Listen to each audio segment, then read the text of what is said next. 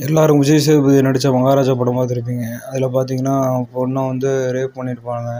அதுக்கு அவர் பழி வாங்கறதுக்காக போலீஸ் ஸ்டேஷனில் போய் பொய்யான ஒரு கம்ப்ளைண்ட் சொல்லுவாங்க. போலீஸ்காரர் அந்த சீனில் வந்து விட்டுறலாமா கேட்க பண்ணி சரி விட்டுறலாம்னு சொல்லி பயந்துட்டு சொல்லியிருப்பாங்க. ஆனால் எல்லாருமே வந்து இந்த மாதிரி இருக்க மாட்டாங்க. என்னோட பொண்ணை ரேப் பண்ணி கொலை பண்ணோட குற்றவாளி வந்து கோர்ட்டில் நின்றுட்டுருப்பான். அப்புறம் அவங்க அப்பா வந்து இங்கே கீழே நின்றுருப்பார். அவர் அந்த வெறி தாங்க முடியாமல் ஏறி குதிச்சு போய் அவனை அட்டாக் பண்ணுவாங்க.